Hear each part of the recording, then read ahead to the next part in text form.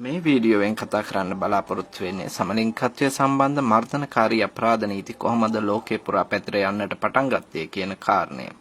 මේ ඉතිහාසමය වශයෙන් ඇති වූ යටත්විද්‍යාවාදී ක්‍රියාදාමය මේ 1800 වර්ෂයයි. 19 වෙනි ශතවර්ෂයේ පටන් ගැනීම. මේ රතු පාටින් දක්වා තිබෙන්නේ සමලිංගිකත්වයේ අපරාධ වරදක් විදිහට හඳුනා ගන්නා රටවල්. ආසියාවේ කිසිම රටක් මේ අතරට අයිති වෙන්නේ නැහැ. යුරෝපයට අමතරව මෙතන රතු පාටින් දැක්වෙන්නේ යුරෝපීය ජාතිකයන් යටත්විත්ත බවට පත් කරගත් ප්‍රදේශයන්. මේ කාලයේදී සමලිංගිකත්වය අපරාධයක් බවට පත් කළ යුරෝපීය රටවල් වන්නේ පෘතුගාලය, නෙදර්ලාන්තය, ස්කොට්ලන්තය, එංගලන්තය, ඩෙන්මාර්කය, නෝර්වේ, ස්වීඩන් ආදී රටවල්. මෙම රටවල් වෙනත් රටවල් ආක්‍රමණය කළා. ඔබ අහලා ඇති ක්‍රිස්ටෝෆර් කොලම්බස් ඇමරිකාවට ගොඩ බහින්නේ 1492 දී. මේ අතර ලතින් ඇමරිකාව පෘතුගාලයට සහ ස්පාඤ්ඤයට යටත් වෙනවා. මේ විදිහට අධිරාජ්‍යවාදයේ ප්‍රතිඵලයක් විදිහට ලෝකයේ පුරා සමලිංගිකත්වයේ තහනම් කිරීමේ මර්ධනකාරී නීති පැතිර යනවා. මේ කාලයේ ශ්‍රී ලංකාව, ඉන්දියාව ඇතුළු ආසියානු රටවල් සියල්ලෙහිම පාහේ සමලිංගිකත්වයේ අපරාධයක් ලෙස සැලකෙන්නේ නැහැ. මේ රූපයෙන් ඔබ දකින්නේ 1840 වර්ෂයේ ලෝකයයි. මේ කාලයේ සිදුවෙන වැදගත්ම සිදුවීමක් වන්නේ සාර් රජුගේ පාලනය යටතේ සමලිංගිකත්වයේ අපරාධයක් බවට පත්වීමයි. ඒ අතරම යුරෝපීය, ස්පාඤ්ඤ හා පෘතුගාල පාලනයෙන් නිදහස ලබන ලතින් ඇමරිකාවේ මේ අපරාධයක් වීම ක්‍රමක්‍රමයෙන් අවසන් වෙනවා.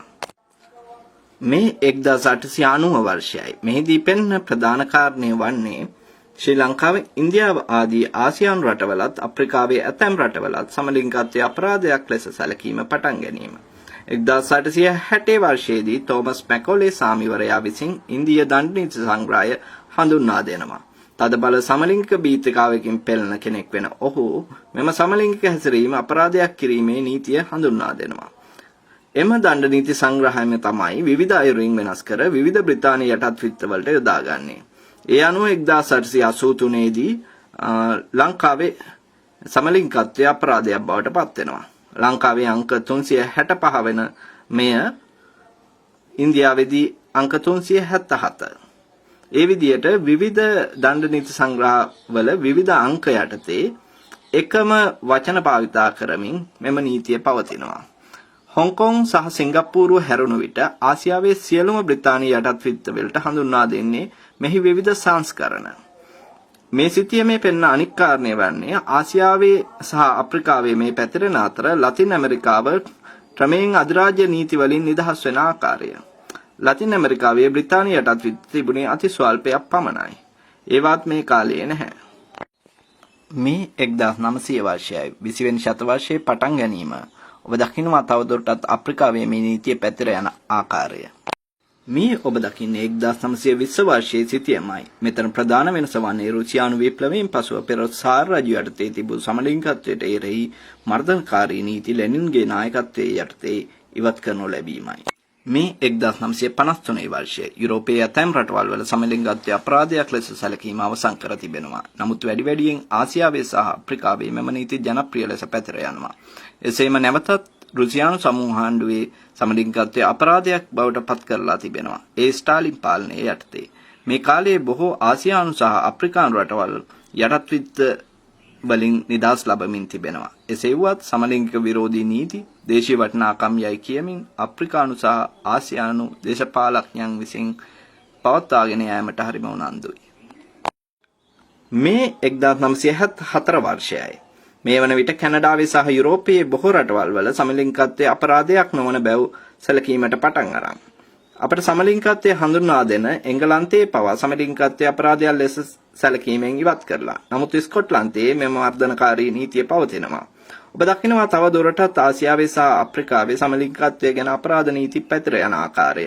මේ වන විට මේවා නිදහස් රටවල් බවට පත් අවසానයි. ඇමරිකා එක්සත් ජනපදයේ සහ ඕස්ට්‍රේලියාවේ ඇතැම් ප්‍රාන්තවල සමලිංගිකත්වය අපරාධයක් කරන නීති ඉවත් කර ඇති බවත් ඔබ දකිනවා ඇති.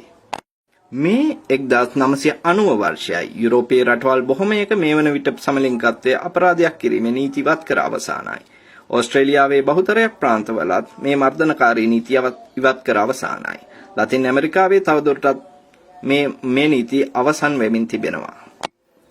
මේ වසර 2000යි 21 වෙනි ශතවර්ෂයේ උදා වෙන අවස්ථාව තවදුරටත් සමලිංගිකත්වය අපරාධයක් කිරීමේ නීති සීමා වී ඇත්තේ ඇමරිකාවේ ඇතැම් ප්‍රාන්ත, ලතින් ඇමරිකාවේ ඇතැම් රටවල්, පැපුවා නිව්ගිනියාව දැන් බැලූ බැල්මට පේන්නේ මේ ආසියාවේ සහ අප්‍රිකාවේ ගැටලුවක් බවයි. මේ 2015 වර්ෂයයි සමලිංගිකත්වය තහනම් කරන මෙම මර්ධනකාරී නීති සම්පූර්ණයෙන්ම ආසියාවේ සහ අප්‍රිකාවේ දැන් නිදහස ලබා ඇති පෙර බ්‍රිතාන්‍යයටත් විත්ත බහුතරයකට සීමා වෙමින් ලෝකයේ අන් සියලු රටවල් වලින් ක්‍රමක්‍රමයෙන් ඉවත්ව යන ආකාරයකුයි පෙනෙන්නේ. සමලිංගිකත්වයේ අපරාධයක් කිරීමේ නීති තුන්වෙනි ලෝකයේ ගැටලුවක් බවත් සමලිංගිකත්වයේ අපරාධයක් කිරීම යටත් විත්ත දායාදයක් සේ ලැබී දේශීය උරුමයක් බවට ආසියාවේ හා අප්‍රිකාවේ පත්වෙන ආකාරයකුයි අපි මේ දකින්නේ. මේ සිතියන් ලබා ගත්තේ එක්සත් ජාතීන්ගේ සංවිධානයේ Free and Equal වෙබ් අඩවියෙන්. සාරාංශයක් වශයෙන් කිව්වොත් සමලිංගිකත්වයේ අපරාධයක් බවට පත් කිරීමේ නීති යුරෝපීය යටත්විත්තවාදයට අතිශයින් සම්බන්ධයි.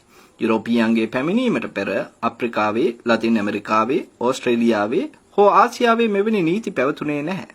එසේ වුවත් අධිරාජ්‍යවාදයේ ප්‍රතිඵලයක් වෙන මෙම කුහක සදාචාරවාදී නීති තවදුරටත් පවත්වාගෙන යාමත් ඒවා දේශීය වටිනාකම් ලෙස හුවා දැක්වීමත් අතිශයින් කනගාටුවට කරුණක්.